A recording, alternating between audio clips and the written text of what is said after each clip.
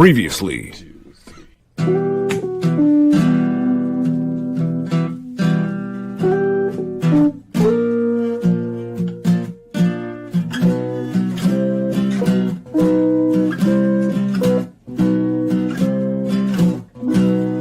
X-Rated, the X-Men animated review show. Better enjoy the ride while you can. Yeah. Welcome to X-Rated, the X-Men animated review show. Enjoy the ride. It's going to be, a little over an hour long, so lots to enjoy.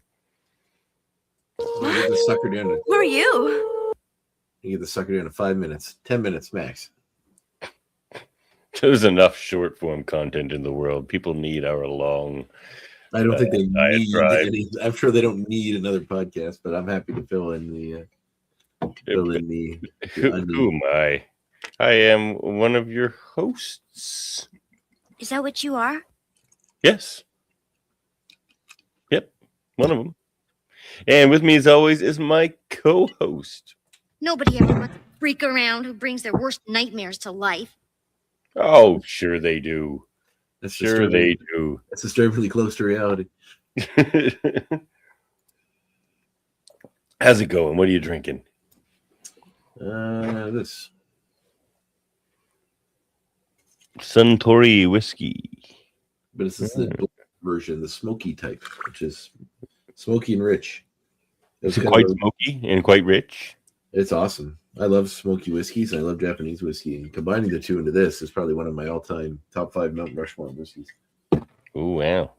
How about that? Although I think it is a blend, it's still really good. I don't think I've ever had a Japanese whiskey. Really? Suntory, man. For relaxing times. Make them Suntory times. Yeah, maybe I will. I guess that reference is lost on you? No, I know I've heard that before, but I can't remember where. It's from a movie. Yeah, I know. Fairly famous movie. If I said it was directed by Sofia Coppola, would that help you? Nope. If I said it starred Bill Murray, would that help you?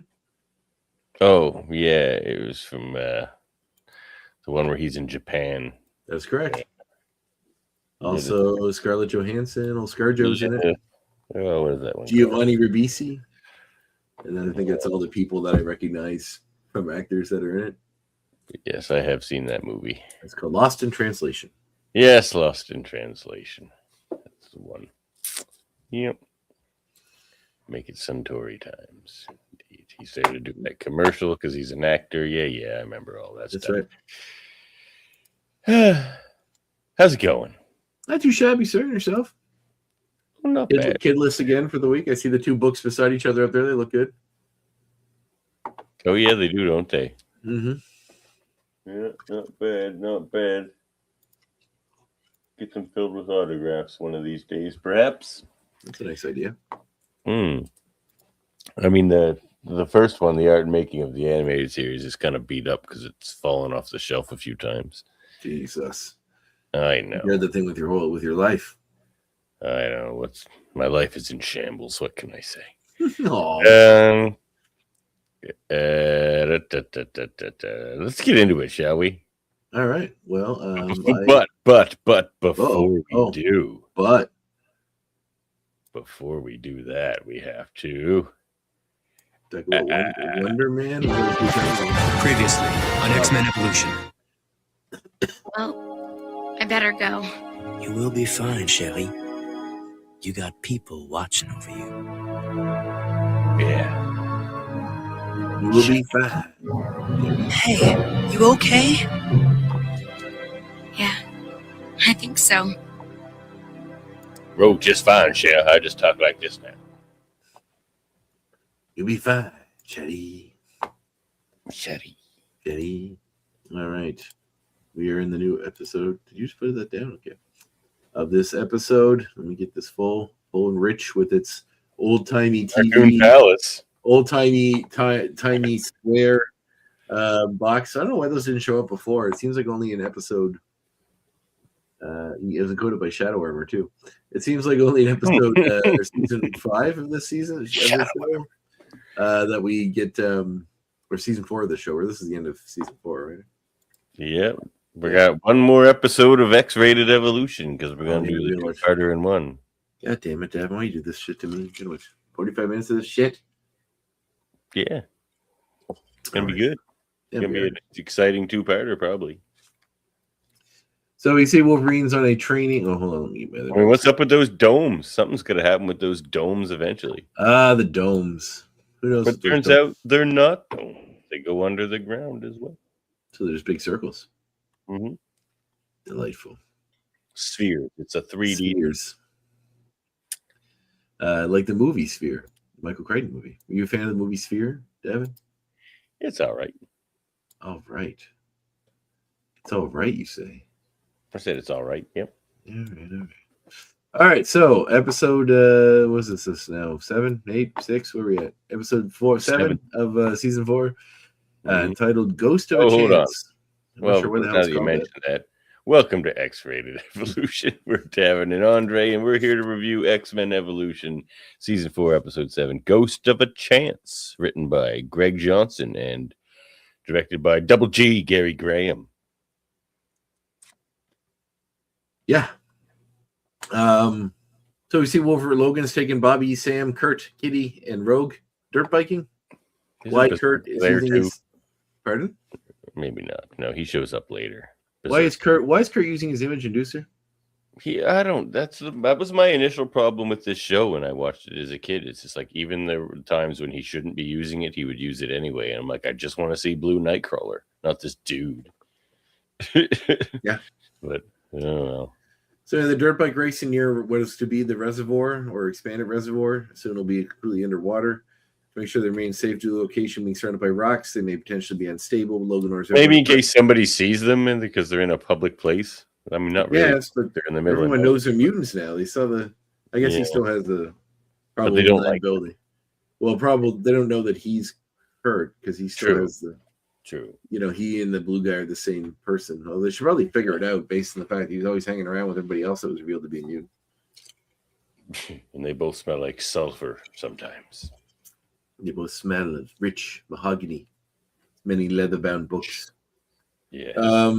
So Logan orders everyone to partner up with someone, and Kitty chooses to go with Rogue, while Logan keeps an eye on Sam. Finally putting Kurt and Bobby together. Logan tells the group to keep an eye on their partners. They drive away with the classic buddy system. Yeah, they got to hold hands while driving dirt bikes. It's going to be difficult, but they. As Rogue and Kitty drive ahead, Kitty's bike continues hitting numerous bumps. Just get them one of those ropes with the little ropes that come off the big rope, and they can each hang onto a piece. Like those little wire, those little like old. Remember the old phone cords from the dial phones? So like one of those. They used to attach those to the kids so they couldn't get away. Oh yeah, I saw somebody that had like a leash on their kid there the other day. Actually, it had been a while. Are kids that fast? You need to put a leash on? Not unless you're really slow. I mean, you should be faster than a small child. Well, one would hope, but I guess that's the world we live in. Yeah. But, so, I mean, they get away quick. I will say. I mean, but you just have to always be expecting the worst, and then it's fine. Yeah, it's good enough, I suppose. Helicopter parent your way forward. Rogue says she'll go ahead and meet Kitty on the other side. Kitty's bike too is hitting numerous bumps, causing her to panic. She falls. She calls out for Rogue. The ladder just keeps going ahead. Rogue, as Kitty goes down the hill, she starts getting the hang of it. Rogue drives over a piece of rock that becomes unstable and falls down, causing Kitty to almost crash. She starts to try to divert her bike, but lose control. Swerves off the side and falls down below, but manages to save herself using her intangibility. Slow her down a little bit. It's hard to make out the words you're saying. No, this is how fast we're going to go. No. So Kitty falls off the bike, manages to hold on to the side of the rocks, but then falls, but manages to survive using her intangibility. Her super extra powers. Above, Logan continues the race with Sam. The latter attempts to show off, to which Logan goes to do so, but stops upon seeing smoke rising near them. As Kitty wakes up, she sees a figure and mistakes it for Rogue, only for the mystery person to drag her out of the way as an unstable piece of rock finally falls. The figure introduces herself as Danielle and mentions she witnessed Kitty's powers and explains that she too is a mutant, but does not explain what she can do. What's that? Like a wall. Is that a noise from her powers? I don't know what you're talking about. Power noise? Oh, yeah. It's, the figure introduced herself as Danielle and mentioned she witnessed Kitty's powers. Oh, yeah. Yeah. I was going to make a comment about that in the special features. The painfully indigenous music that they try to play over every time scene. It's like playing the harmonica every time Bishop shows up in the old X-Men show. It's like just going with pan flutes and sitars and other stuff. I guess sitars is an India thing, but very just a wood flute. It's like a wood flute and a rain stick. It's just everywhere, and no matter where she is, that's what comes up. So she mentioned she witnessed Kitty's power, explaining she too is a mutant, but does not explain what she could do. Only noting that she believes Kitty's ability is much better. As Logan and the others arrive at the scene, was way cooler. Logan checks up on Kitty. As Rogue questions what happened, Logan tells her that she left her partner, something he did not want to happen. He takes all the students back to the Institute. Meanwhile, inside the Institute, Kitty eavesdrops on Xavier's conversation with Danielle. The later explains that the people of Dark Hollow are afraid of her. You come from a place called Dark Hollow. Like, what do you? Yeah. So that's if I ever heard of a place that's harboring ghosts, mystic spirits, and other things. I think Dark Hollow. That's it. That seems like the kind of sci-fi TV show that would last 1 to 2 seasons and then immediately be canceled. I immediately thought, I feel like that's where Andre lives in his brain. Dark Hollow. I think my brain just is a Dark Hollow. Yeah, maybe. Maybe. So they're afraid of her and refuse to associate with her. Xavier assures her that the students and the other X-Men are very welcoming people. Rogue walks over to apologize for the early incident, but quickly assures her that other than the vicious hazing. Yes, and your teachers taking you on mountain biking courses through unstable terrain. Yeah. Xavier introduces all the X-Men to telepathically tells everyone to meet in the community room. As Sam and Logan head to the room, the former tricks Logan into a rematch of the earlier dirt bike race. In the room, Xavier introduces Danielle, we'll call her Danny for short. Just waiting for that. To the X-Men and New Mutants as he explains that Danielle is now a student, causing everyone to cheer. As Kitty suggests that particular new character be her new roommate and walks away with her. Oh. Logan asks what Danielle's powers are. As Xavier admits it's telepathy, but not in the way he sort of form of telepathy. A form of telepathy. New student, but the new student is not emotionally stable. Logan expresses concern as Bobby sits on Sam's shoulder, with Sam running about as the two mimic the dirt bike noises, knowing Logan was nearby. Logan overhears and wonders why those kids aren't out training as they should be. I'm not sure the whole dirt bike side plot really fits this. No, I did not like this at all. I did not like that at all. There's no point for it whatsoever. Especially with only 3 episodes left in the series. You're like, let's just spend 5 minutes on a dirt bike race. Yeah, it's dumb. It's really dumb, but hey. Especially because the A plot is cool and gets cooler as it like unfolds. Yeah, but the B plot sucks so much that it really detracts from the A plot. I agree. It's gonna lose points for me because of agreed. That. The A plot, like if they had gone full horror A plot, it would have been really cool. Kind of like the New Mutants movie. We're already kind of close to that. Could have been like that. Actually, this is kind of close to that in a way that it makes is, you wonder if they'd use that as inspiration of some kind. Down in the training area, Jean explains to Danielle and the other students that the aim of season is to be wary of their surroundings and be careful with unforeseen obstacles. Jean finished her speech by stating that the other objectives is for Bobby, Sam, Roberto, and Danny? Berserker. No. To get across and claim the flag on the other side. She then hints that the lesson also includes extra surprises. As Sam and Bobby rush ahead, Sam asks Bobby to create an ice bridge. The X in X-Men stands for extra surprises. It's true. They always come. Every story's got one. Yep. Sam asks Bobby to create an ice bridge to allow them to cross over much easier, but Bobby answers the distance is too long. And he yells over for, he just make it thicker. That's how bridges work. It could Look. be pretty long. Like how maybe his powers won't allow him to do that, but if you make a thick enough bridge, it'll be stable. These people aren't from Canada. They don't really understand pond ice. Things Bridges. like that. Yeah, or bridges. Yeah, and they're over water. They could just it floats. Like it's just make a bridge of ice that floats. Make little ice flows and jump on each one. That'd be fun. Yeah, like lily pads, which would Like really a polar work. bear. Yeah. Anyway, but that is too long. He yells over for Roberto to instead push the dock. Roberto charges himself up and pushes the pier as it starts to float away. Kitty then phases from below him. Oh, man. Sorry. And admits she is the first surprise that the students must deal with. Shen phases legs through the rocks and keeps him there as she leaves. Stan then runs past Danielle and jumps down into the water below in order to move the dock. He starts using his powers to speed up the process, but Kurt teleports him away from Danielle and Bobby, who were left stranded. Panicked, Danielle wonders what to do as Bobby insisted to her close enough and starts creating a bridge. The bridge becomes shattered as the two fall into the water. Kitty, Kurt, and Jean try to get them to continue the course, but Danielle becomes overwhelmed and uses her powers. Jean starts floating upwards and becomes unable to stop herself. Kurt goes to save her, but is instead teleported elsewhere. Kitty watches on and then screams out as she starts phasing through the group and further down.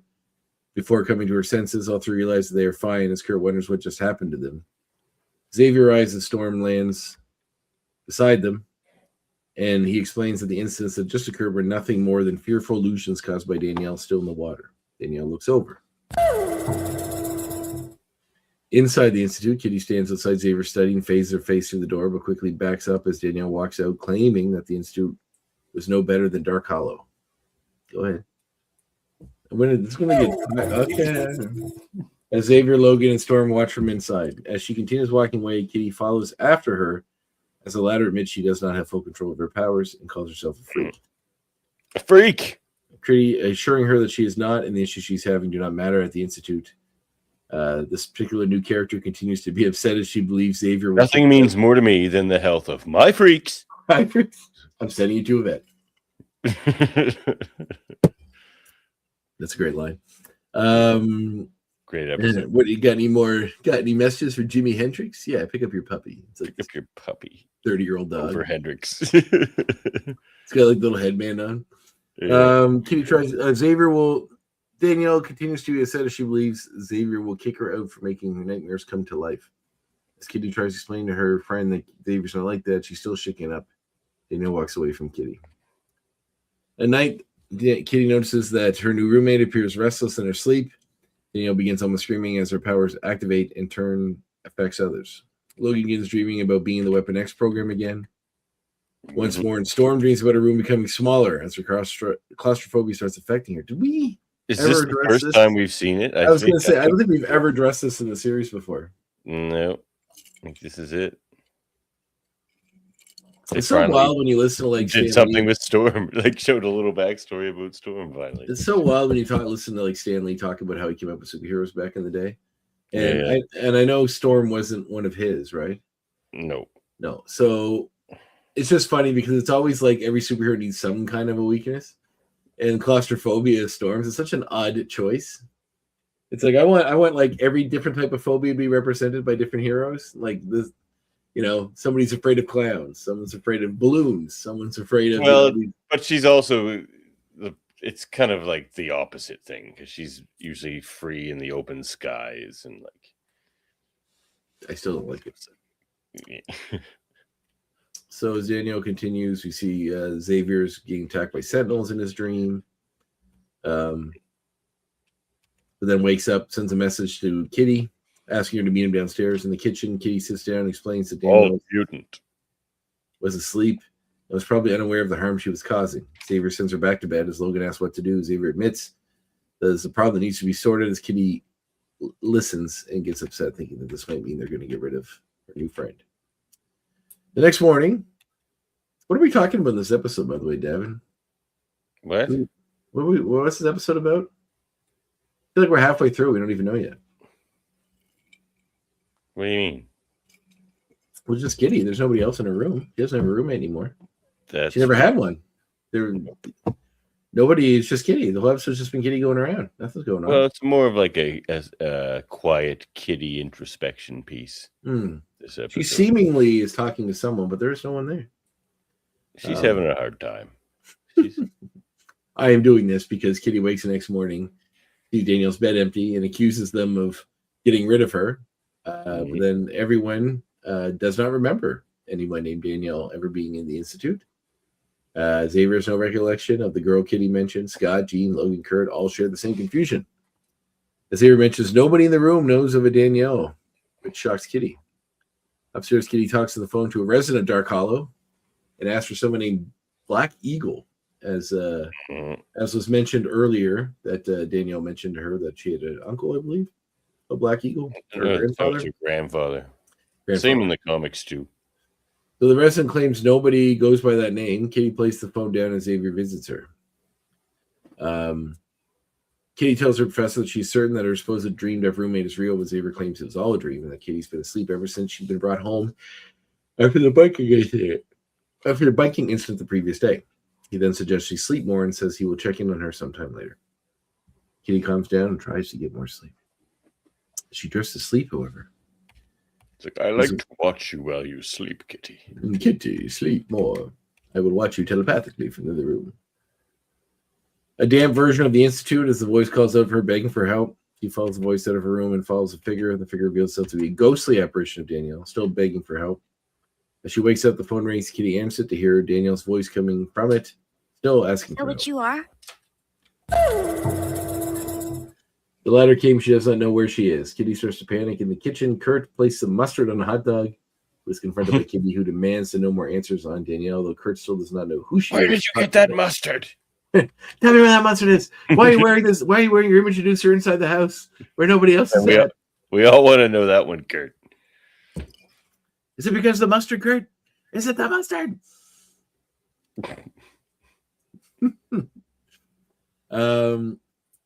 Still trying to rationalize with his friend, Kurt tries talking to her, but she instead asks him to take her to Dark Hollow to prove her point. Kurt tells her that it's too far. Teleport me to Dark Hollow, Kurt. Kitty then convinces him to take her as close as possible, which Kurt finally agrees to, telling her to go get changed. Which is funny. She's like, well, take me as close as possible. Not like, well, then teleport me twice. It's like two meters away from it. Yeah. At the same reservoir as before, Logan and Sam start the rematch, which Bobby oversees, claiming that the winner will be the first to make it to the North Ride. Bobby then warns them about the obstacles as Logan questions what he means, but Bobby doesn't answer. The latter starts the race. The two drive off as Logan goes one route and Sam goes the other. Ray charges up his electrokinesis, electrifies the water, which Sam sees but is able to use the bike to flip over the danger and safely land and continue the race. Roberto takes notice of Logan in the area as he charges up and pushes a boulder over a cliff, forcing Logan to head back the other way, but notices magma flowing down the same path courtesy of Amara. Liquid hot magma. Managing to get some air after getting momentum, Logan places adamantine claws into the side to steady himself and lands over it. So if he didn't land over it, he just would have fricasseed himself. Would have died. Oh no, we killed Professor Logan. I'm guessing adamantium doesn't for a melt. bike race that shouldn't have been in this episode. No. I guess adamantium doesn't melt in magma. Does anything melt adamantium? They had to make it unstable enough to put it over his bones, so they had to have melted it. Adamantium, once it's cooled, you can't melt it again. So you have to sort of like smelt it the once, and then do something with it. And once that's how they explain it. I see. Yeah, makes sense. All right. So in Dark Hollow, Kurt and Kitty take in how decrepit and down the town looks. Hearing the phone ring, Kitty rushed over and answered to hear Danielle, who claims that time is running out and the call ends. Kurt questions what she is doing as Kitty says that she had just spoken to her former roommate, but Kurt explains that it would have been impossible to do so as he reveals that the line was cut, causing Kitty to become more upset. Still not giving up, Kitty picks up a phone book and finds Moonstar. Look, Kitty, I'm trying to tell you you're crazy. You're crazy. Yeah, I've been trying to tell you this in a few different ways. You're gaslighting everyone and believing this person is real. Yeah.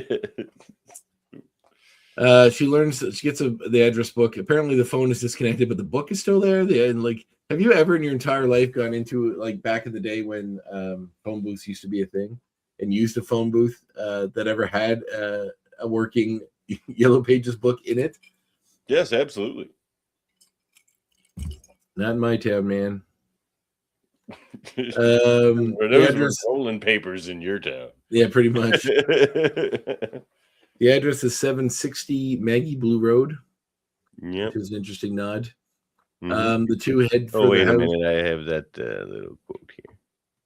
Here, Moonstar, 760 Maggie Blue Road. And who's Maggie Blue, Devin? Never heard of her. No, she's a great friend of the show, Maggie Blue O'Hara, voice of Kitty Pryde. Which is a nice little. That's a nice nod of them to throw that in. And go check out our interview with Maggie. It's fun. The two head for the house, find a man in a rocking chair. Kate tries to get him to speak, but he does not answer. Kurt gets him to speak as Danielle's grandfather admits nobody lives in the town anymore due to his granddaughter causing problems and admits his granddaughter is Danielle, which surprises both Kitty and Kurt. Kitty wonders where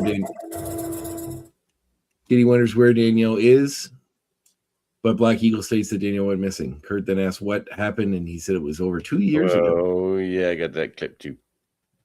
She went hiking into the canyon and never came out. But When was that?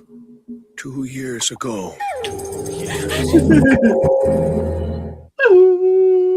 As Sam and Logan continue the race, Ray, Bobby, Mara, and Roberto to stand just ahead, holding a lengthy ribbon to indicate the finish line. Starting to become overconfident, Stan charges up his powers and races ahead. He loses control of his bike, which explodes and ends up ricocheting off the rocks before landing near the group. Logan then drives through the ribbon, making him the winner, as Sam wonders if he had won. Bobby throws a ribbon down at him, stating that all he won was the group's sympathies. Then below, Kurt tries to convince Kitty that they should leave, but Kitty insists and refuses to go back until she rescues her friend. It's so far as to say she and her are good friends. She mentions that Danielle also stated time was running out. The script says the same goes for them as the water below them slowly rises, as the reservoir we mentioned was going to be underwater soon. He then realized the rising water and Danielle must be connected. That's why the sogginess in her dream and all that stuff. And takes Kurt to where her crash happened. Kurt mentions they both get help. It's got nothing to do with the sogginess in Kurt's dream, I'll tell you. Wet dreams all around. I don't know why they call this episode Wet Dreams. It feels like it would have been a no-brainer. It does, doesn't it? Oh, well. Kid realized so Kurt. Then you could have had a more interesting B plot instead of the bike race. Yeah, that's right. Starring Kurt. Kurt's first Wet Dreams movie. That's why he really wears his inducer. It hides the stains. Oh, God. Kurt wants to go over help. Kitty dives in, believing that her friend is somewhere below and fades through the ground. Logan then mentions to Sam he would have had a better chance of winning at the match had he not used his powers. As Kurt teleports to the group and tells them they need to go help Kitty. As she continues to phase through the ground, Kitty lands in the water and grabs her flashlight and sees her surroundings. She then stands up and makes her way through the cave system in order to find her friend. As she stops, Kitty checks around the area and lights up a spot that reveals Danielle, who had kept herself in stasis during her time trapped underground. Recognizing her, Kitty places her light into the wall and goes to wake her up before placing her into a slightly safer area. Danielle wakes up and becomes surprised to see that Kitty was a real person all along. As Kitty echoes the sentiment, but states that she isn't able to phase herself and Danielle out due to them being too far and the latter being too weak. Above, Logan and the group run over to where Kitty had dived from. Logan tries getting Kurt to teleport to the two, but he says he cannot do so without knowing where he will be teleporting to. Logan then gets Bobby to freeze some of the water. Sucks. As Sam goes to create a hole, but Logan stops them before more damage is done to avoid a cave-in. Kitty tries keeping Danielle awake as the latter wonders how long she was gone for. Kitty mentions too long as some rocks above them crumble down, and Kitty assures Danielle they will be rescued, but Danielle loses consciousness. Once more, she clings to Kitty. Above, Amara causes magma to flow below that causes the rocks to melt to create a passage down to the two. Kurt teleports down and finds Kitty and Danielle and becomes further surprised to see that the girl was real. Kurt teleports through to safety as Danielle wakes up in the Institute's medical room. And Yep. They changed her shirt. Yep. It was blue before. Kitty explains to Danielle that her grandfather is on his way as Kurt talks to Xavier and Logan. Kurt asks how Danielle survived for 2 years. Xavier explains that due to her powers, Danielle was kept in a form of hibernation stasis that kept her alive. Logan jokingly wonders if Daniel's connection to Kitty was an out-of-body experience. Xavier admits it was. It mentions the situation turned into an unusual friendship. Yep. And she connected with Kitty through what? Some kind of out-of-body experience? Exactly, Logan. A psychic connection that made for a most unusual friendship. Most unusual. Much like ours. All right. Let's go. How shall we proceed, sir? By making a call. Question is, how many points does it lose for the bike race? It's not in my opinion, it's not a great episode, man. Yeah, this is like a 6. It's not a good episode. Because there's been a lot of we've basically been 9, 10, 9, 10, 10 for a while. Yeah, it's cool to meet Danielle, but it's also I don't know. It's like a 6 for me. It's not high. I'll give it a 7 because I did think the A plot. I mean, it's more potential that it had, but it was okay. I mean, yeah, I'll give it a 7, but it wasn't great. The bike race is just annoying me the whole time. Yeah, me too. All right, well, on to the points.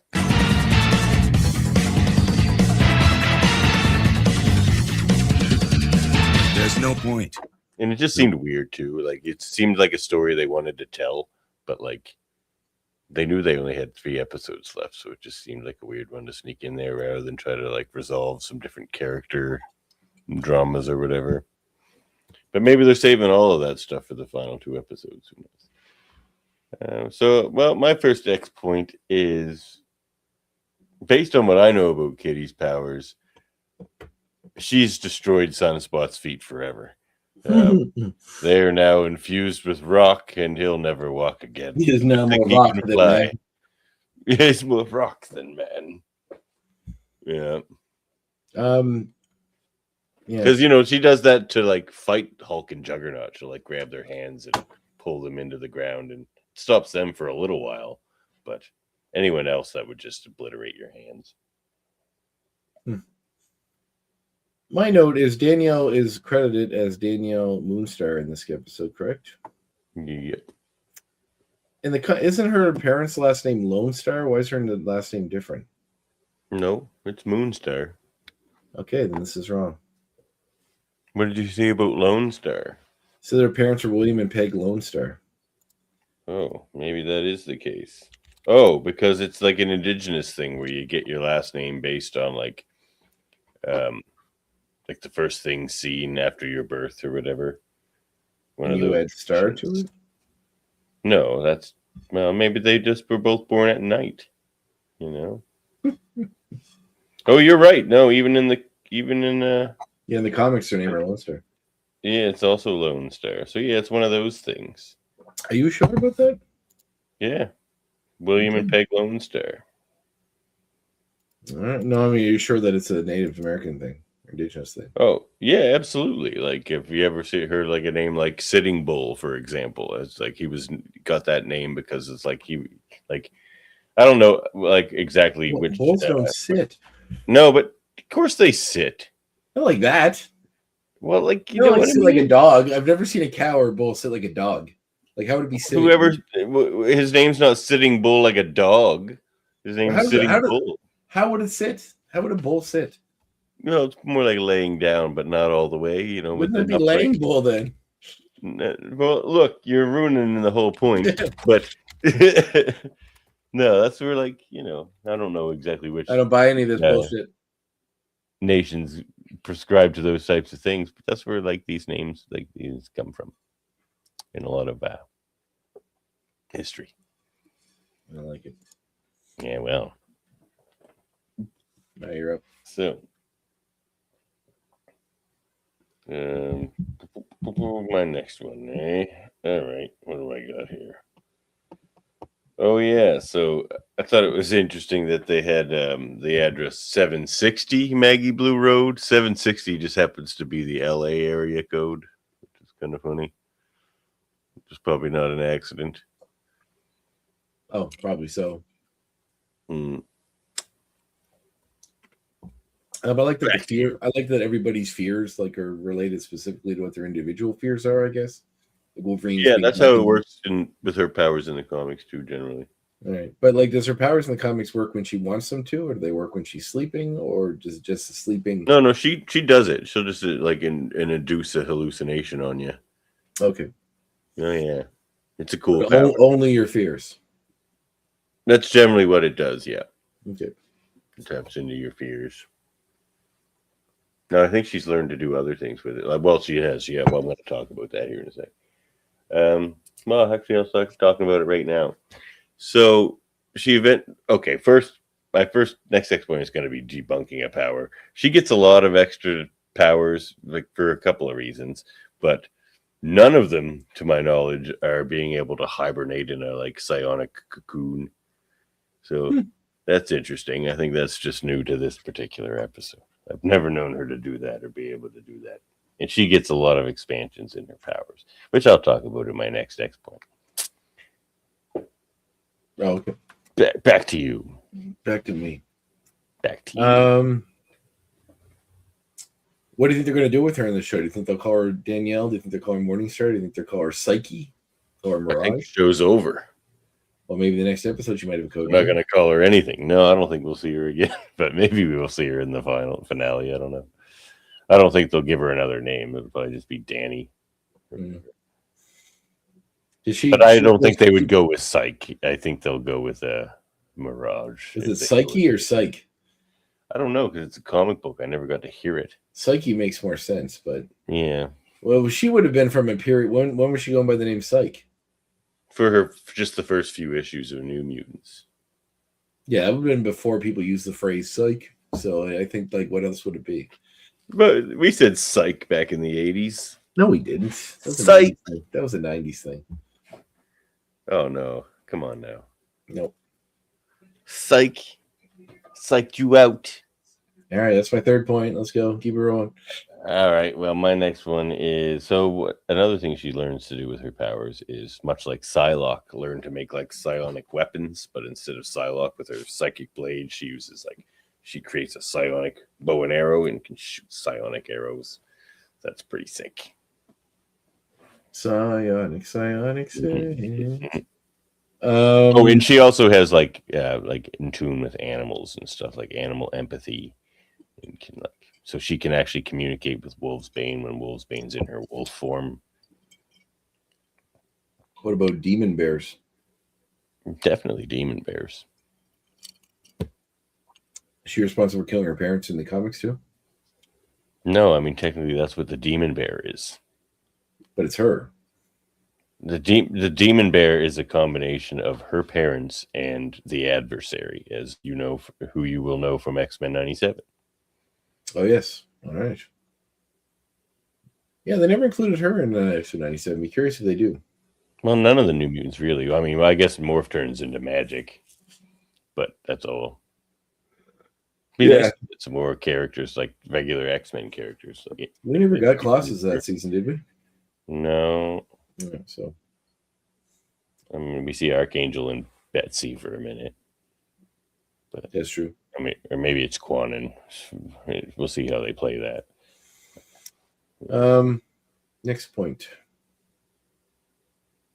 Shoot, I had it here. What was it?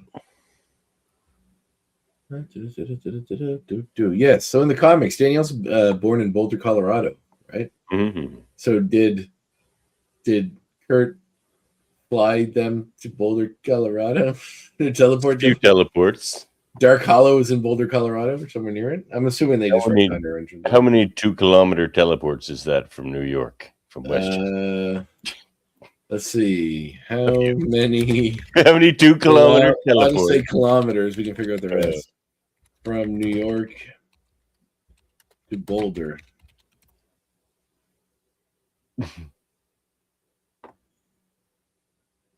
(2,974 kilometers). So it's only a little over 1,000 teleports. He could have done that. Tired. Might need to get some. But he likes Kitty a lot, so he'd do it. Well, my next one is then Mirage goes on to get Valkyrie powers because she becomes a Valkyrie. which I'll talk about more perhaps in my Hey Check It segment. But yeah, suffice it to say, she gets Valkyrie powers, so like super strength and all this Asgardian stuff, and also like straight up Valkyrie, so she can sense death near you if you're gonna die. So like a Valkyrie. So yeah. That's your last point? No, I got one more, I think, don't I? Yep. So my final point: the voice of this particular character, Danielle, Morningstar, is Tabitha St. Germain, Canadian actress, best known for her roles as Shauna and Shakugan, The Black Lagoon. She's in Death Note. She was in Puka, Jimmy Two Shoes. She was in Care Bears. One of the later iterations, My Little Pony, Friendship is Magic. A lot of Barbie movies, a lot of animated films, a lot of comic booky related stuff, but mostly just stuff that was made in Canada. A lot of anime. Cool. She was in the New Addams Family, if you remember that show from like Global used to show it. She was Melancholia, which I believe is Morticia's sister. She's an episode of Supernatural, oddly enough. Yeah, cool. So she's on Zoids. Do you remember Zoids? No. Oh, I remember Zoids. No. Mega Man and I remember Freakazoid. No, Super Dude Extraordinaire. Freakazoid. Runs around in underwear. Freakazoid. Sure does. Guess who's watching 10BC? Freakazoid. But something better's on. Do you remember Freakazoid? Freakazoid is here to save the nation, so stay tuned to that station. If not, we'll be unemployed. Freakazoid. Check out Dexter Douglas. Nerd computer race. When surfing on the internet and got trapped in cyberspace, he turned into the Freakazoid. Strongest super freak. He drives the villains crazy because he's a lunatic. There's more, but I think you've had enough. I had a roommate. I had a roommate in college that loved that show. He used to watch it all the time. Had a great cast. It was Ed Asner was on that show. He was the cop. Ed Asner's on every show. He's Granny. My favorite voice role he's ever done is Granny Goodness on Justice League Unlimited. It's so weird. It's Munstler Senior in the Boondocks. It's probably the perfect voice for it. It's just so funny that he does Granny Goodness.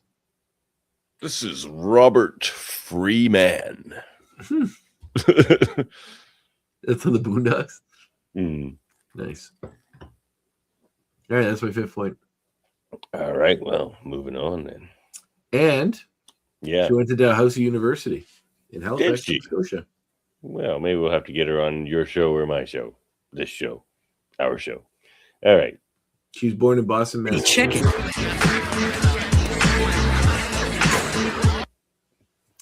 Born in Boston and went to private school, but to Canadian parents. Went to private schools in South Africa. Studied at Dow in Halifax, Nova Scotia. Yeah. Sounds like an interesting story to tell on your show. A lot of plays. Hey, check it out. Check it. Are you going first or like reminiscences? I'll go first. I got lots to talk about here. Do you? Well, lots of Danny Moonstar. I don't get to talk about Danny very often, so we're going to talk about some good Danny Moonstar comics. Well, I think the first one I'll talk about is the obvious one and get it over with. It's the Demon Bear story. Like, go read it. I think we should probably like read it and review it in like a 2 or 3 part episode or something because there's a few issues to it. But like, it'd be a fun one to go through. Maybe next Halloween or something. But yeah, so Demon Bear, New Mutants. I think it starts on this one. 18 goes. I don't know. It's all Bill Sienkiewicz art. I forget the last issue. Billy Sick. Yep. And the next one is New Mutants. Like, I mean, look at this Art Adams art too. New Mutants Special Edition. Look at that. Look at that Art Adams cover. It's gorgeous. That is good. That is gorgeous. I must say. Yeah. And he did this one too, because this is like the kind of I've talked about this one before. It's the one with Stormborn. But like they kind of go together, like one leads into the other. But this is where Danny gets her Valkyrie powers, and her relationship with her Pegasus Brightwind, who she like finds in a field, who's being harassed by like these warriors because they think he's a brute. And then she just like conjures an image of Hela, and they all run away. And then she's made a friend. So yeah, but so a lot of good stuff happens, and it's all Art Adams art on the inside too. It's freaking great. It's 64 pages. It takes a long time to get through New Mutants Special Edition #1, but check it out. It's awesome. And this one's an interesting one. Check this cover out. Oh, nice. New Mutants #41, Mirage That's versus nice. Death. I like that. That's Showdown. good. So she goes to her hometown. I think it's her hometown. Yes, it is, because like there's a someone who she was friends with, but then stopped being her friend once he realized she was a mutant. So they meet again and stuff, and then he's like all drunk and shit or whatever, or on pills or both maybe. Anyway, gets in like a car accident, and she hears about it on the radio, and figures it out and goes to help him, and then finds him and then like drags him into a cave, and then Death comes for him. But she fights Death off because she has Valkyrie powers now, so she can. Oh right, yeah, that's really cool. Yeah, so she has a showdown with Death, and she wins, and Death goes away, and then like the paramedics arrive and they take the friend to the hospital, and she goes with him there, and Death shows up again, but this time Death just talks to her, and she lets Death take him. Very Bergman-esque. Yeah. You ever watch The Seventh Seal? The what? The Seventh Seal by Ingmar Bergman, the Swedish movie with the movie where the knight plays chess with Death. It's like a very famous black and white. Right. That they spoofed in Bill and Ted. Yes, they did. And Max van Sydow plays the guy playing with chess with Death. Yeah. All right, I'm up. Am I? That one too. That's a good one. Yep. Well, I recently read, and I was kind of thinking about how interesting the genesis of the series was. This series, which came out, I got somewhere. I think it was cheap at Strange Adventures. I pledged my allegiance to the Mask, which is the Mask, the newest version of the Mask series, the original Mask series from Dark Horse. That the movie. Are you familiar with the comics aside from the? Oh yes. Okay. Yes. So the comics were much different than the they were dark. I was going to bring up later, but I'll do it now. The Arrow released a 4K version of the Mask, so which I picked up. I love that movie. So the original. They call me Cuban Pete. I'm the king of the rumba beat. When you play the maracas, I go chicky boom, chicky boom. So in the original comic, Stanley Ipkiss is not a good guy. He's a monster, in fact. And the Mask. He's a very modest guy, although he's the hottest guy in Havana. So, anywho, in the comic, the Mask is way worse. It's basically like. I mean, Ipkiss sucks in the Mask too. He's still like. He's not a bad guy though. He's callow, just a normal guy. Kind of shitty, I guess. So. He's not shitty. He's trying to. Not really. Well, the Mask taints him and influences him, which is. But then, of course, when an evil guy gets it goes even worse. But if you think about having a cartoon character as a bad person, and what that could take, they actually, like in the comic, the original Mask comic, this one, they sort of bring it to its natural conclusion, which is a lot of death, a lot of horrible death. And it's a very interesting book. Originally, it was written by John Arcudi. And Doug Mankey did a lot of the work in the original series. So the first, there's the Mask. There's the Mask Returns. There's the Mask Strikes Back, which was the third one. Son of the Mask. And then there was I always forget that movie exists. And then the DC had a series of crossovers with the Mask too. There's a Batman one where the Joker gets the mask. And then there's a Lobo one and a Wildcats one that are all in the series. But yeah, so the newest one is basically. And characters from the comics carry over, like Lieutenant Calloway from the original comics is the cop that was trying to put a stop to this murderous rampage from this guy with these powers. And then there's this girlfriend who, in as we get to know them in this series, the girlfriend is running for president now, and the cop is now retired. But the mask shows up again on the face of a potential presidential candidate that's running but not doing very well, and it corrupts him and allows him to basically become president of the United States. Running on a platform of fuck everything and fuck everybody. I'm going to do whatever the hell I want. Is this a documentary?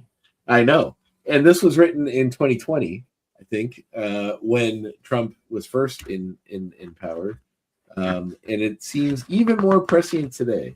Would I call it a perfect comic? No, but it's good and it's interesting. I mean, we could be at war with the U.S. this time next week, and there's a over wonderful Greenland of all things. I guess Yeah. we'll see what happens.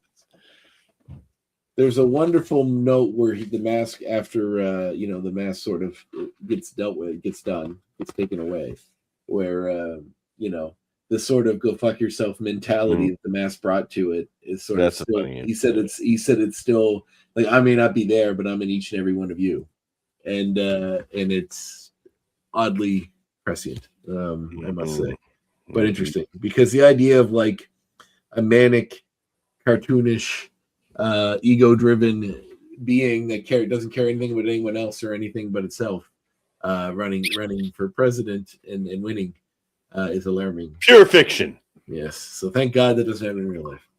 Nope. Hey, name this movie.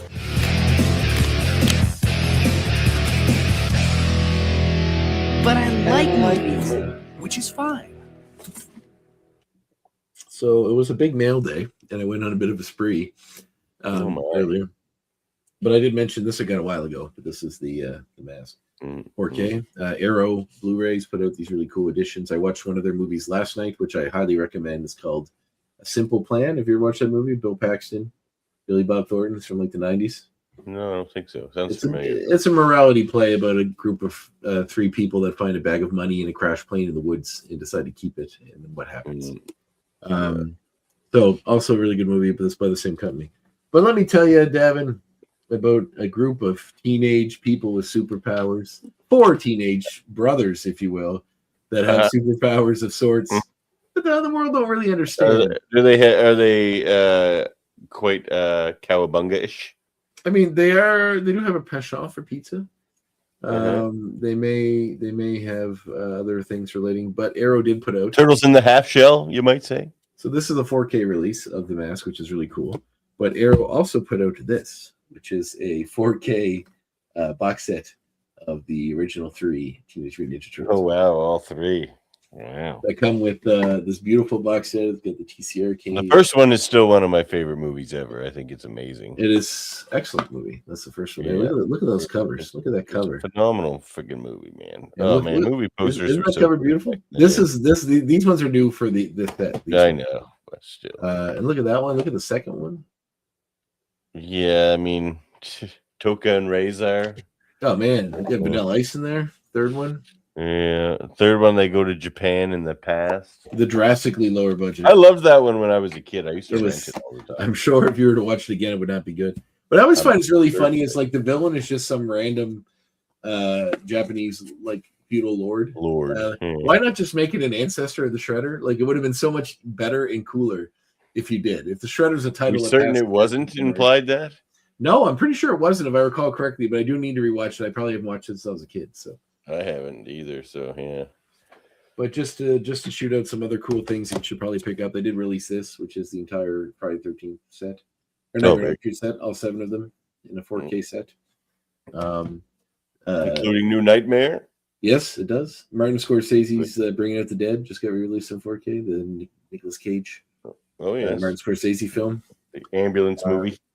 One Battle After Another, which is one of the probably the top movie for a lot of people this past year. Davin, I think you should watch it. I think you would like it a lot.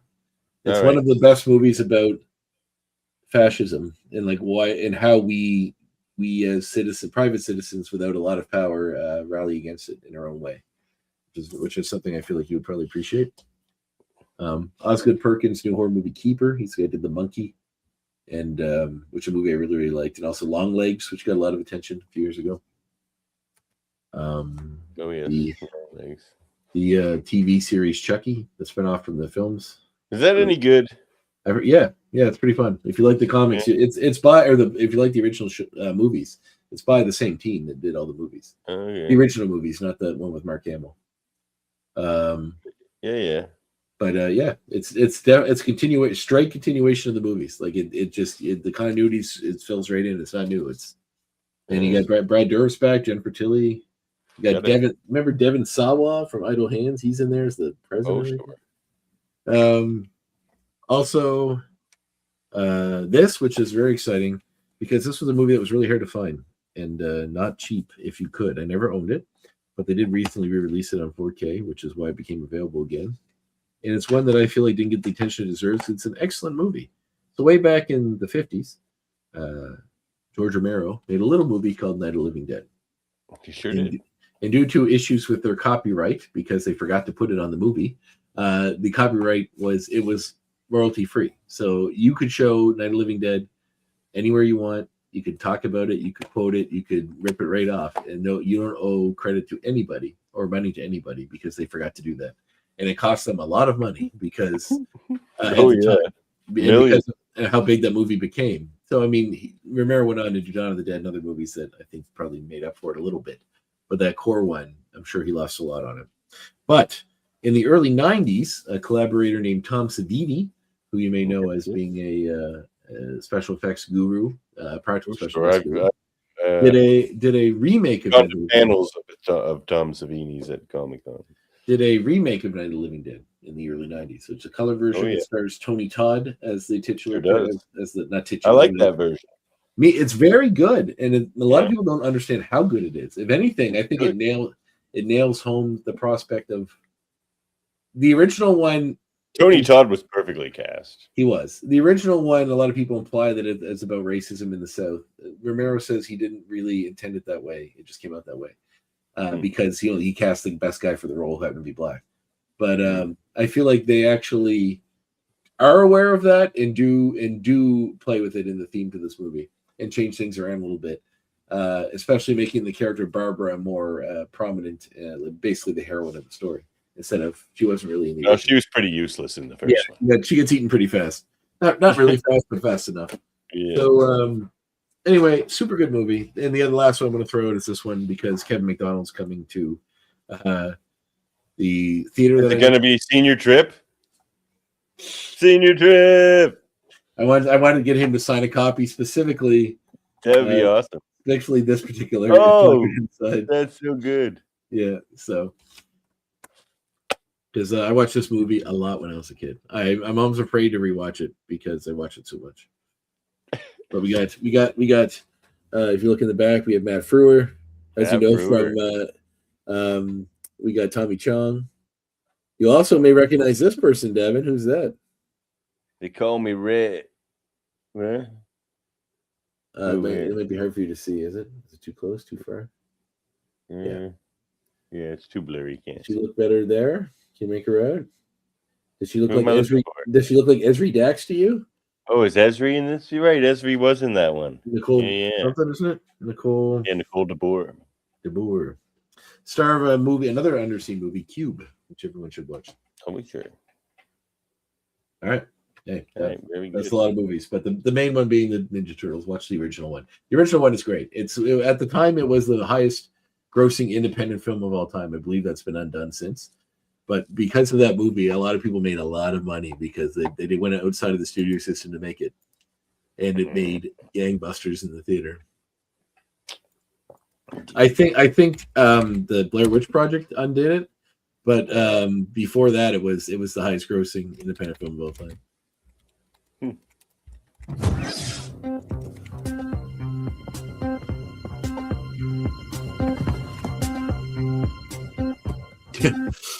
I just looked up how much money the budget versus how much money the movie made. How much money the Blair Witch Project cost? About $60,000 to make. How much do you think it made in the theater? Oh, 60 million, 400 million, like lots, like $248 million. That's a hell of a return on investment. Oh yeah, not bad. Well, I mean, their ad campaign was genius. Yeah, Paranormal Activity is the second. It made That movie 15,000. scared the piss out of me the first time I saw it. He filmed that movie. He's filmed that movie for $15,000. I don't know how they spent $60 million on the Blair Witch Project. Money never makes horror better. Almost never. I don't know how they spent more $60,000 on the first shiny one. and Like, less- I don't know where the money go. The actors, I guess, maybe. Yeah. So Ads. Paranormal Activity made $193 million against a $15,000 budget. 15. Yeah. Big Fat Greek Wedding made $368 million on $5 million. Pulp Fiction made $213 on $8 million. I feel like the Turtle should be in this list somewhere, but it's not, for oddly enough. Well, it's all connected. We're going to talk about the MCU for a minute. All right. Because there's been so many rumors about Blade being dead and them just going to do the Midnight Suns movie instead, which I think is a good idea. I didn't really honestly want to see another Blade solo movie. I'm not a big fan of the first three. So, number 2 is excellent. 2 is great. Yeah, so Come on, 2 is awesome. It was fine for a Blade movie, but like a guy killing vampires is only so interesting. Oh, you got the second version of the vampires, the genetically altered ones with the big crazy jaws. Yeah. You got Luke Goss in there. You the vampire hierarchy. You got him working with the vampires. Ron Perlman. It's a good movie, man. Number 2 is great. Yeah, it's all right. Del Toro directed it, which is like the man. It's all right. It's all right. Oh, right. But Midnight Suns is going to be better and more exciting. So I thought we would pick 5. Have they announced the actual cast for it? No. Okay. But Mahershala Ali will be in it as Blade. Is that what we're confirming? Yeah, seemingly so. Okay. So we're going to pick 5 characters each to star in this Blade movie. TV show would have been a better start for that character. Sticky Fingers? Not that one. Kirk Sticky Fingers Jones. Not him. All right. And 5 supporting characters for a Midnight Suns movie. Like, I'm kind of against the rumored ones so far. I'm not really feeling those casts. I'll go first. All right. Well, who's the rumors are focusing around the rumors that say it's going to star like Blade, of course, in like Wong. I don't have Wong anywhere on my Wong is in a lot of Marvel stuff. Like, he's in too much stuff already, and I don't think Midnight Sun should have that. It'd be better if they just put Doctor Strange in it instead of Wong. I mean, no, not him either. Like, I don't want them to have any connection to Camertage because there's just too much power and knowledge there and stuff. It's just too much of a MacGuffin. Kind of like the way like Wakanda's almost been used as a MacGuffin. Like, everybody has a Black Panther suit now. Like Falcon's got one, and like Winter Soldier sort of does, and like it's just so it's like everything's an Iron Man suit or a Wakanda suit in the MCU. So that's how they ground it. Yeah, and it gets a bit overused. And what about White Tiger and Daredevil? He didn't have no kind of suit. That's true, and he cost him his life. That's true. But Punisher worshiping cops. I wouldn't have Wong anywhere near this movie. I agree with that. So my main stars would be the leader would be Blade, of course, because he's the one that actually has an ongoing mission that they can tap into. He's always doing his thing. They're just gonna be fighting vampires. No. He's just the leader who fights vampires. Because everyone else is just too scattered and out there. Like the next star would be Werewolf by Night, because I forget the actor. It was Gail Garcia, wasn't it? Gail Garcia. Gail Garcia. Yeah. He was awesome in that. He was so good in that Werewolf by Night. He was excellent. Special. So I would put him in there. He was a lot of characters from that series. Fun dynamic. Well, speaking of which, Elsa the next star is Elsa Bloodstone. She was amazing in it as well. Got to get some ladies on this team, and she was just super interesting. And it'd be cool to follow up on her in Midnight or Werewolf by Night story a bit. The next person I would have is Moon Knight, because it just gives you 3 potential characters to play off of. Like, you could have the super nerdy guy being like super intimidated by like Blade and the werewolf and stuff, and then you could have like the cooler one like trying to hit on like Elsa or something. Like, you can just flip between personalities, and it ties it into the kind of the Egypt. Like, you want to get different kind of mystical things for them to play off of. So you get Egypt, you get Elsa and her whole family line, and you get the vampire stuff with Blade and the the kind of the monster-y kind of stuff Mm-hmm. with Werewolf by Night. And the fifth character to star in this would be Jennifer Kale. I loved her in Agatha All Along. What's her face from the daily SNL? That actress? Yeah. Yeah. Yep. Yeah, she's good. And she would add some humor. Like she's the kind of humorous one to add to that lineup. I forget her name. Eda Woolman or something? Or? No, that's not her. It starts with an S. Are you sure? I'm gonna look it up now. I think it's Eda Woolman or something like that. No, it starts with an S. Ego Wodum. Isn't that the one Really? that she? I'm pretty sure it's her name. Unless that's the one that took over for her. Because there's another woman that replaced her on the show. Really? Unless it's a different actress I'm thinking of. It's, oh my god, why is this taking so long? Akwai Okapowiski.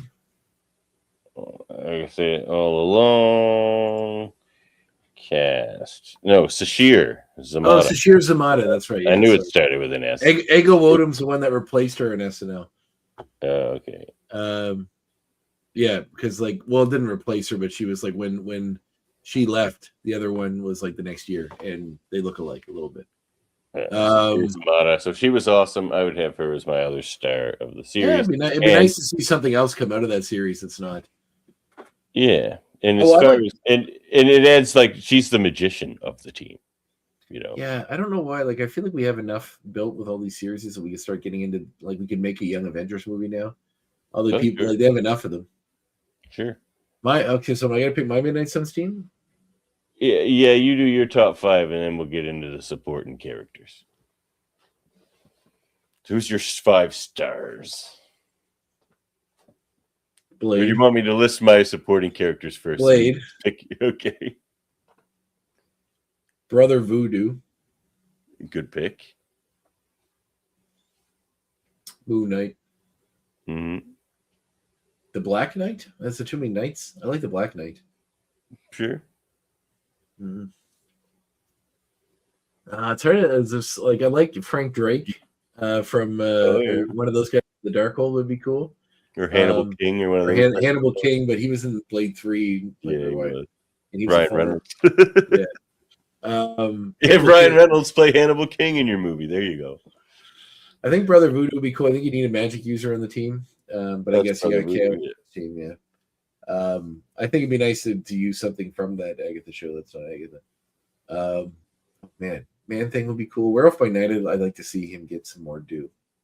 There's other characters from like the horror like Marvel Universe that I mean Morbius, Jared Leto, it's Morbius. No. Morbid time. I mean Ghost Rider would be interesting. You know what I would pick as a fun take on it to separate it from what's going on, and just because I have a weird love of 90s Marvel stuff that like maybe hasn't aged as well. So we'll keep Ghost Rider. Mm-hmm. Maybe don't establish him yet, but give a character that is adjacent to Ghost Rider, that knows of the Ghost Rider. We don't know his story, but we know he tangled with Ghost Rider before and then got his own version of it and became Vengeance. Remember the other Ghost Rider from the 90s? The purple, no, the one with the purple. He was called Vengeance. He had like a purple skull. And he was another Dan something was his name. He was a cop. You don't remember Vengeance? Yeah, I mean, I sort of do. He was like a guy that was chasing. He was very 90s, but he was like a guy that was chasing Ghost Rider, and then eventually got his own version of Here. I'll share my screen. Yeah, he had like all the spikes all over him, kind of. And a purple skull and a big fancy crazy ass bike. You know what? Maybe make that character. You know what? That character could be the cop version before he becomes Vengeance, and just be the cop character that's like connected to them, and then we could use him for that stuff later. Here, I'll share my screen here now. It's this guy. Michael Balladino. That was his name. Badalino. But he looks very much. He looked very much like. Pick.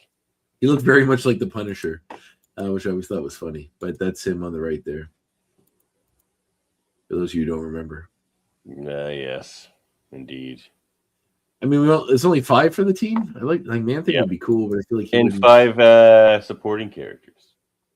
Okay, that guy could be a supporting character then. Make him just the cop, not the Ghost Rider yet. That way we can cross him over with the Ghost Rider movie when they do that, and then we can maybe tie it. Yeah, I mean, Ghost Rider would be cool. I think he would be cool to include if we got the Johnny Blaze or Dan Ketch Ghost Rider. All right, very good. I'll go to my supporting cast now, and I did add Ghost Rider to my supporting cast, but I just want him as like a supporting cast because he'd probably get his own. He's way too cool to be supporting cast. Well, because he'll get his own movie. He'll get his own movie anyway. So in this Midnight Suns movie, I don't want it to be focused around him. I find Ghost Rider kind of boring, to be honest. So he's cooler if he just like comes storming in, penance stares somebody, and then goes away. Like that's all I want from him in the Midnight Suns movie. And the next one, of course, because it ties right into one of the stars of my movie, Werewolf by Night, Man-Thing, because they're buddies. And what I wanted to do is explore the relationship between Jennifer Cale and Man-Thing. So, like, that'll be a big thing in this movie. Where Jennifer Cale, like, meets Man-Thing and they have a connection and that kind of stuff, as happens in the comics. Yeah, and I also... What? Go ahead. You know what we should include in this version of the story? What's that? Do you remember in Avengers there's a character called Boy Thing? No. The man, he stole a trimming from Man-Thing and grew another Man-Thing they called Boy Thing. Okay. Yeah, it's thought it'd be funny. I guess it's a bit like Groot, like having the Groot. Yeah. Who would be the villain in this movie? I also picked Brother Voodoo to be a supporting character. I think he should be a main character. Somebody to go like learn more magic. Like Jennifer Cale's not enough. And I also picked a Black Knight. The Black Knight. He'll be like, because he's like their historian / museum guy. So like him and Moon Knight will have a lot in common because he used to work at a lot of museums. This is hard just to pick 5. It was a team of 6. Yep. I picked 10 in total. And I would introduce like magic. Or even maybe Damon Hellstrom. But I was going to say the son of Satan I forgot about, and I wouldn't mind seeing him as the group too. Also, their version of Frankenstein was interesting too. It'd be kind of cool to see him as one of the group too. And the zombie. Remember the Marvel zombie character? The zombie, and he wears his amulet. Simon Rich or Simon Baker was his name? Something like that. The zombie Marvel comics. That's what I would do, and slowly, like you would, because he's just a backup character, you'd see him use his ebony blade a couple of times, Black Knight, and start to get more evil. Simon Garth. That would just kind of carry over into the next movie, and he'd be getting even more evil. Who would be the villain? Who would be the villain in this movie? Probably like Blackheart or Lilith. I would choose Lilith. Yeah, agreed. They keep it kind of close to the original Black. If they just did basically the Rise of the Midnight Sun story, yeah, and then like tied it into, you could have Lilith and Blackout could be her henchman or whatever. Yeah, and then you could have them come together to fight her. So that would be like Blade. I mean, because we had Blade, Ghost Rider, the 2 Ghost Riders, but let's just say 1. Then the Darkhold people. Am I missing somebody? Was there someone else in there too? What, in Rise of the Midnight Suns? Original story. Who else was in that story? Wasn't Morbius in that story? Yes, Morbius was. That was his first solo issue. Yeah, exactly. Yeah, it said Rise of the Midnight Suns. He would be a good character. He would have been a fine addition if we didn't have that shitty movie already. If they hadn't already established him in that, he would have been a fine character to add to this group. But he's kind of like a science guy anyway, so I've never really liked him. He would be the science guy in the team that like uses science to figure shit. Yeah, true enough. That could be interesting. But yeah, I'm looking forward to it. It'll be a fun project. Yeah, well, I guess it's homework time. You wanted to see us, Professor? Yes, I have a very special assignment. It'll be challenging, so I need someone with nerves of steel. Wait!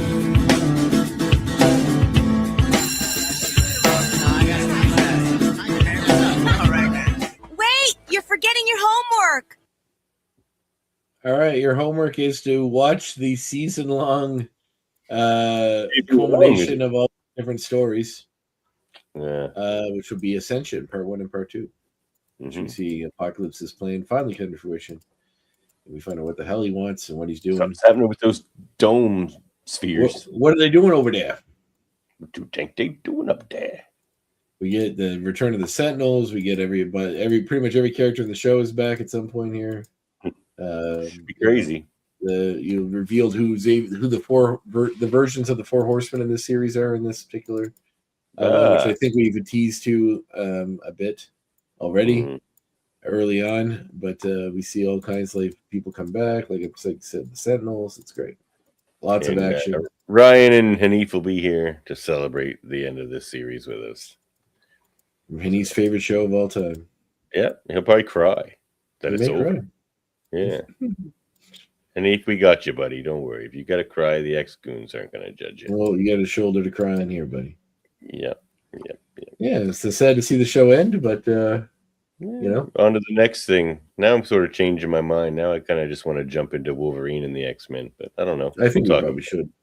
Yeah, right. Let's do that. Then we'll do all the weird little ones. Maybe take a week break or something before we jump into another whole episode of the series. Sure, an extra week for you to come up with a new logo. Fuck right.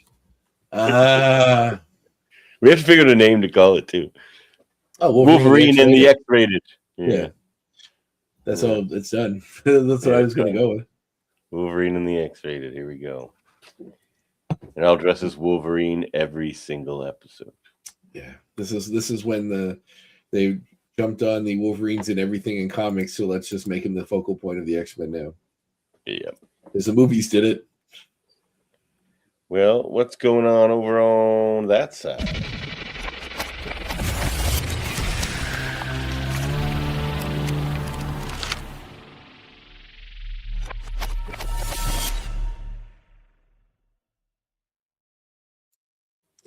New episode just dropped this week with Stephen Bissett, who is the artist on Alan Moore's Swamp Thing series. He did most of that series, and a lot of other cool comics here and there.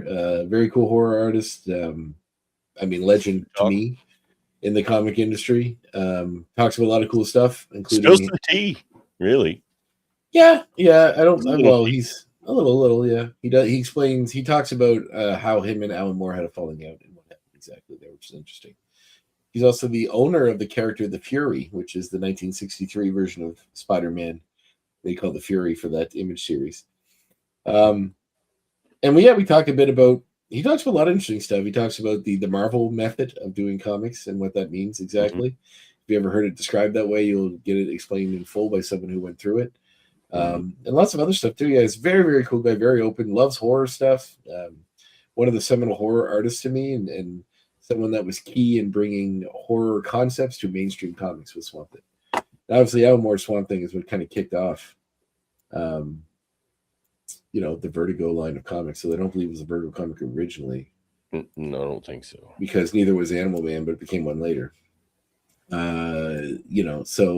But his work's beautiful. He's a really cool guy, and he has a lot of great stories. I mean, really, really cool guy. I could have talked to him all day and all night, but he had to go. Thank God, because we would have been there for hours tonight.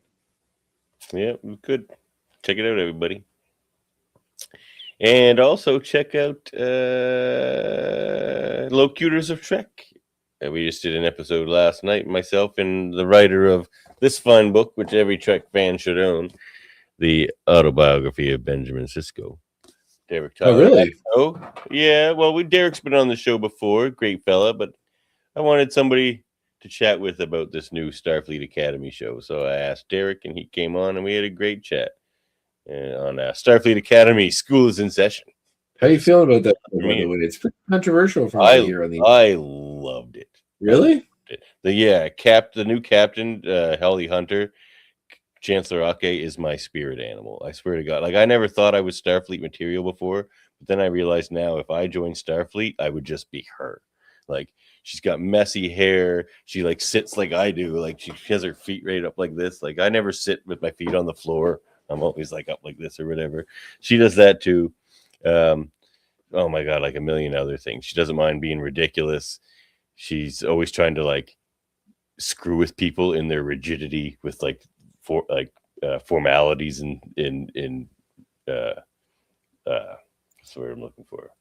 Like rules and regulations and that. She likes to make people question themselves a little, and she's awesome. So and kind of bouncy and adorable too. Holly Hunter's like hilariously tinier than everybody else. Like I feel like there's a lot of tall actors they're hiring for this anyway, but she's like 5'2". So at one point she's running around in her bare feet, so she looks even tinier compared to everyone else, and it's pretty funny. I found it very refreshing. I'm I'm Star Trek burnout, and I'm so into this series right now. I'm so behind on that, but I need to catch up. I need to finish Discovery, then I get jump into some of this other stuff. I didn't finish Discovery. I am. You don't need to. You don't need to watch this. You really. I'm most excited to see Paul Giamatti as the villain. Yeah, he is. I like him a lot. Raka. He was pretty good. He's a half Klingon, half Tellarite. How did that happen, by the way? Well, because this show is like 900 years in the future from even the Star Trek that we know. Okay. Which happens in Discovery, and this is when I checked out of Discovery. I'm like, I really don't care about this far future, and I was Discovery was sort of losing me anyway. But then of course, Strange New Worlds is amazing, and it's a spin-off from Discovery, so I gave Discovery its flowers for that for sure.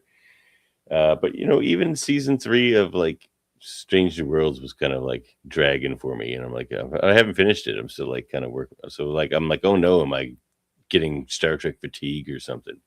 But no, I've watched the Starfleet Academy 2 episodes already twice, and I might just go watch them again. They're pretty great.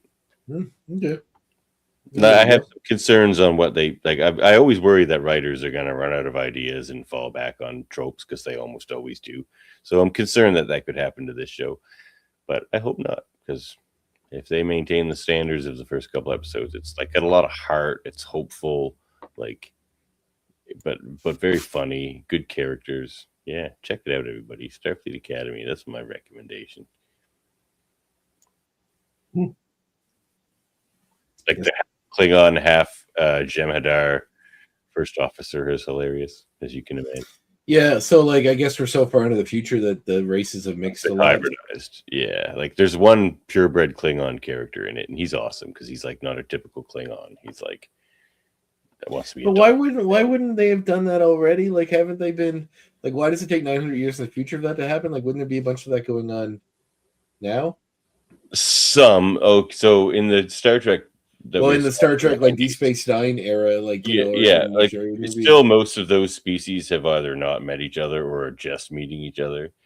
Most of them aren't biologically compatible, but in the far future, they just like medically get around all that. So everyone can essentially hybridize if they want to in the far, far future that they show. Because like they have like. Are the Jem'Hadar created genetically? Yeah, well, that's people are complaining about that. Like people are just like, but they're all dudes. It's like, yeah, well, she does say it's her father. That's a Jem'Hadar. But here's the thing: like, you could even question that. You'd be like, well, why would the founders even make them with the ability to reproduce? Yeah, absolutely. But Odo has been in charge of the Jem'Hadar and the founders for probably hundreds and hundreds of years at this point. And he would have allowed them. What about in Star Trek? What about in Picard? Aren't the founders evil again? That's just one like rogue group that was left behind by the founders. They didn't get to go rejoin the paradise of the Link. Oh, they just got basically tortured and experimented on by Section 31. So they were angry. So they deserve it. Yeah. Oh, yeah. So yeah, that's that. Check that out. It's pretty great. So the hybridizing thing doesn't really bother me. I just don't want them to rely too much on things like that. Like, look, here's 2 old Star Trek ideas. Let's mash them together. And that was Derek's concern, actually. He had kind of said it a different way. He just said, whereas he didn't want them to fall back on just old Star Trek ideas. Because this one's fresh. It's very fresh. But it still feels like super Trekky. It's amazing. So what's the hook? Is it just like they're training new students? Well, at the end of Discovery, like there's that whole burn thing, which don't get into the specifics of the burn because it's a bit silly. Can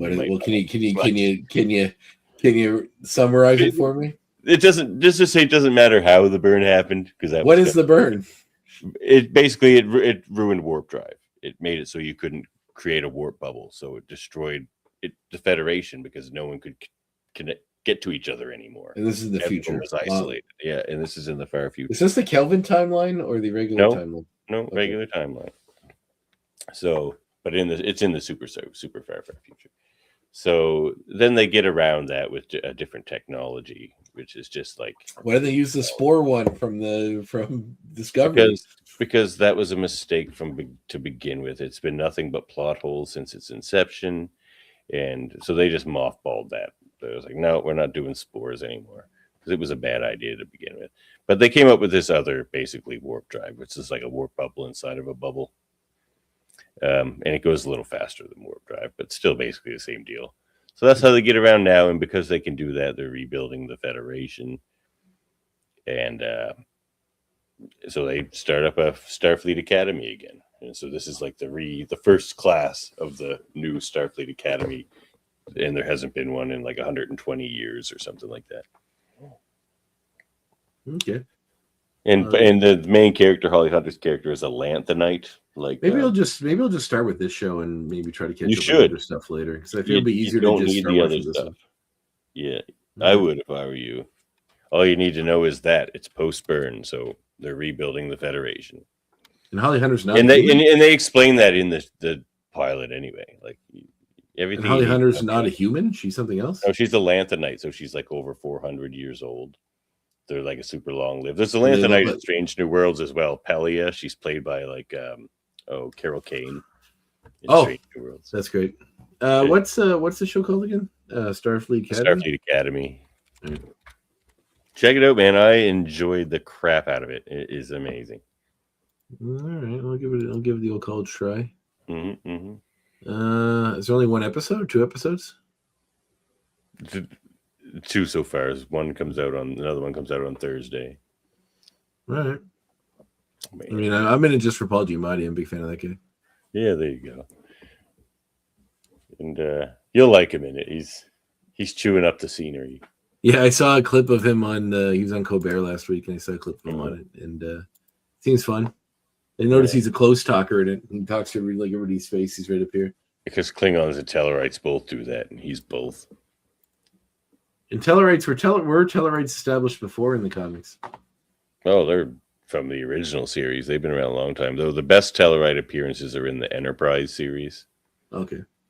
They're just like super insulting and argumentative. Yeah, they're like pig people, and they just like, so they're short and stocky, kind of like Paul Giamatti.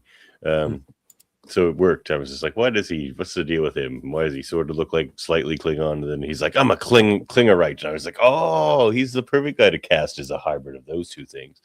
But so they're just like super insulting. And if you don't insult them back, they find that insulting. So like, you actually have to play ball with them. If they start to insult you, you just got to go for it. What's the character's name? Nusbraka. Noose? N-U-S. Yeah, N-U-S. Or Braka? Braka, B-R-A-K-A. Interesting. And what's his deal? He's a pirate. Okay. He has a connection to like the main young character, the main kind of academy student character. His dad? No. His uncle got his mom arrested and taken away from him. Oh, okay. You'll see. And his mom's played by the kid's mom's played by Tatiana Maslany, actually. Oh, really? Yeah. Did you hear? I saw this online, and because they're going to have to recast her, I guess, or they're going to reuse. She quit Disney because she doesn't like their business. And somebody suggested Mary Elizabeth Winstead, which I highly support. I would like Tatiana Maslany to still do it, but I think she'd be great. She looks she looks like She-Hulk already. She's tall. I'd rather them recast than like ditch the She-Hulk character, which I would like her to do it. Also, she's married to Ewan McGregor, so maybe that could tempt him into coming to the Marvel Universe in some cool role. What are you gonna cast Ewan McGregor as? Oh, he could be Ewan McGregor. Banshee? He'd be a good Black Tom Cassidy, though, wouldn't he? I would make him. He sure would. He's already Black Mask in the Birds of Prey movie. But I would make him like a cool cosmic character. He'd be sweet. Jack of Hearts, maybe. I'm trying to find a way to get him. No, tease him into he wouldn't play. He wouldn't play Jack of Hearts very well. I don't think. He would be. Yeah, I mean, I feel like he'd be a villain. He's kind of too old to be a hero that would stick around for a long time. So maybe for one movie where he gets killed at the end, but it'd still be cool to have him as a villain. Yeah, he could be a cool villain. Who's a cool? I guess Black Tom. But what other Scottish villains are there in the Marvel universe? Not that he has to be Scottish. He can cover. Yeah, it's true. He doesn't have to be Scottish. Scottish villains. I have to think on that one. Isn't he? Yeah, he's Scottish. Yeah, of course. Proteus, Legion. No. He could have been. You could shave him and make him the new Charles Xavier. I mean, a Scottish guy played him last time. You know who I could see him play actually is Mastermind. Oh, really? Yeah. He could play that kind of greaseball. Like, yeah. I feel like he actually wouldn't be a bad Professor X, but I don't know. Yeah, that's true. It's true. If they wanted someone that was like, I always thought Mark Strong would be a perfect Professor X. Yeah, he could be good. But he's because he looks almost exactly like him.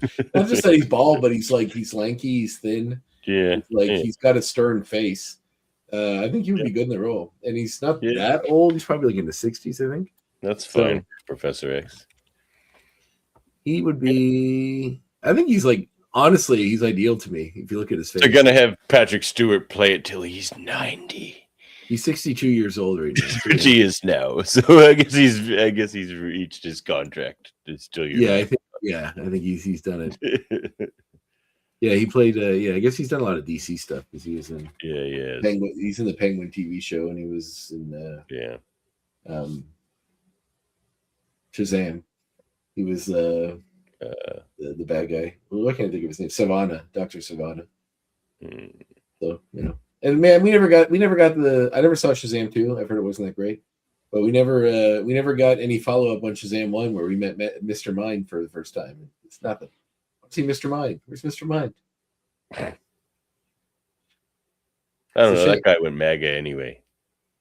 Who? Mr. Mind? No, the guy who plays Shazam. Oh, Zachary Levy? Yeah, he's I don't imagine he's coming back to the gun universe. I don't think so. Although I am very excited for Supergirl. It looks like a lot of fun. And I feel like Guardians of the Galaxy.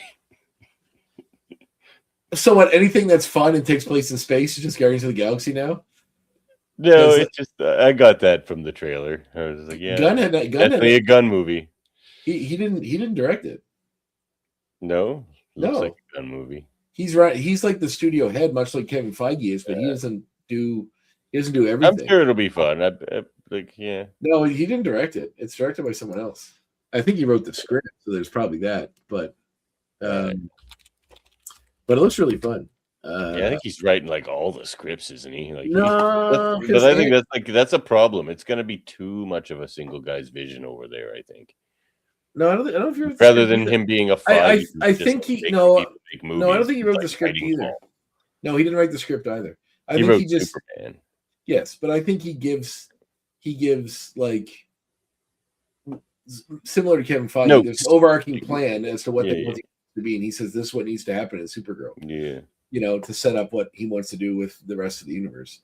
So, but it looks great. I think I'm super excited to see.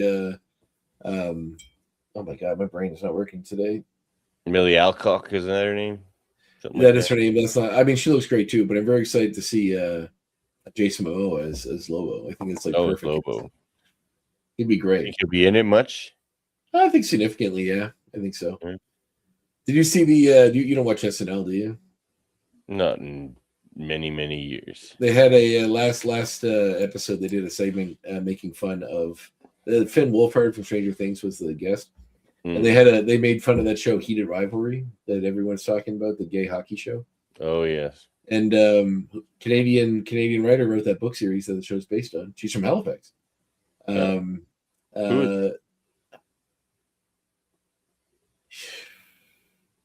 Renee, no. Heated Rivalry. I think the first book, that's the second book in the series. The first book was called something else. Her name is Rachel Reed.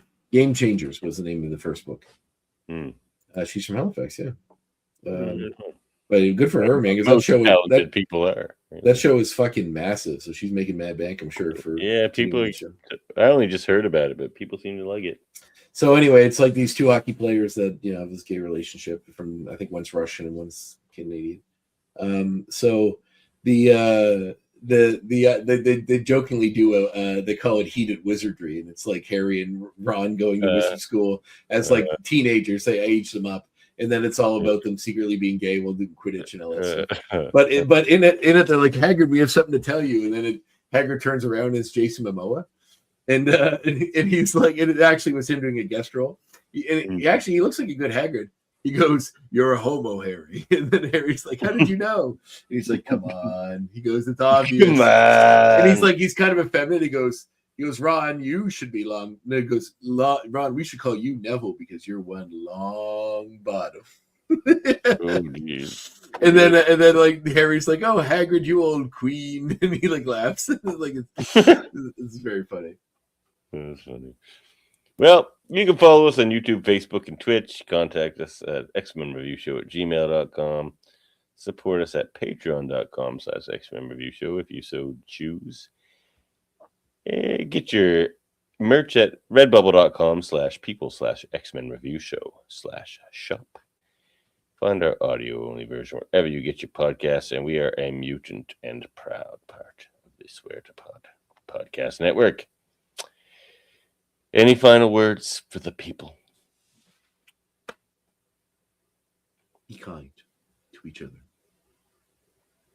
And don't invade Greenland. At some point we got to stop this. Easy, everyone. You're okay. It was just all in your heads.